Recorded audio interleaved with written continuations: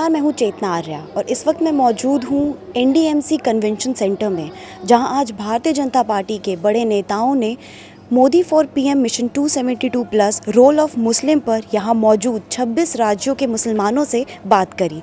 आइए बात करते हैं यहाँ मौजूद कुछ लोगों से। हिंदुस्तान के अंदर जिस दिन से मुल्क आज़ाद हुआ है, भारतीय जनता पार्टी या जनसंघ के लिए जो अफवाहें फैलाई गई हैं, उन अफवाहों को हम ख़त्म करना चाहते हैं। हम ये चाहते हैं कि हकीकत लोगों के सामने आए। ये फ़िरका परस्ती के नाम पर जो बहकाने वाले लोग हैं, उन्होंने गलत प्रोपेगेंडा किया है। फ़िरका परस्ती दरअसल अगर कहीं है तो वो कांग्रेस के अंदर है, वो नेहरू ख़ानदान के अंदर है। वो नेहरू से लेकर के इंदिरा गांधी और राजीव गांधी ये सारे फ़िरका परस्त थे। आज भी वही फ़िरका परस्ती पल रही है। भाजपा से हमें बहुत उम्मीद है और जब से हमने भाजपा जुड़े हैं हमारे लिए बहुत काम किए। अटल जी ने इतना काम किया और आज हम बहुत खुश हैं बीजेपी में आने के बाद। कांग्रेस से तो बहुत उम्मीद है भाजपा में हम लोगों को, और उन्होंने भाजपा तो कांग्रेस तो हमको हमेशा यूज़ करी, पर बीजेपी हमको हर क्षेत्र में बढ़ाई। आज हमारे हर क्षेत्र में योगदान बहुत है बीजेपी का। बीजेपी अनुशासित पार्टी है और इसके सारे नियम काम करने के तरीके बहुत ही अच्छे हैं और इससे हम बहुत प्रभावित होकर ही बीजेपी में हैं। नरेंद्र मोदी के लिए योगदान तमाम मुसलमान कर रहे हैं। जो लोग समझ गए हैं इस बात को कि फ़िरका परस्ती फैलाने वाली पार्टियां जो हैं वो गुमराह कर रही हैं मुसलमानों को, वो सब के सब आज नरेंद्र मोदी के साथ हैं। हमारा उनका योगदान रहेगा कि पूरी जितनी मुस्लिम जाति है, हम सबको एक इकट्ठा करके सब वोट नरेंद्र मोदी भाई को गिराएंगे। जो कांग्रेस है, ये मुसलमानों के साथ आज तक इन्हें अत्याचार करे हैं। हमें भाजपा से बहुत उम्मीदें हैं।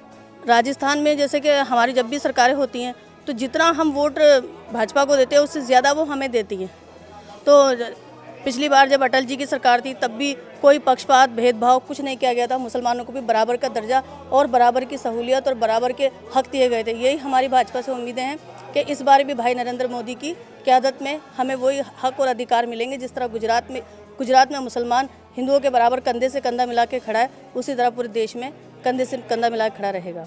कांग्रेस ने जो एक गलतफहमी एक हमारे समाज में फैला रखी है कि बीजेपी आएगी तो मुस्लिम जाएंगे, इस गलतफहमी को ख़त्म करना और ये जो हमारा मिशन है लोकसभा चुनाव का, इसको पूरा करके प्रधानमंत्री जी के रूप में हम मोदी जी को देखना चाहेंगे।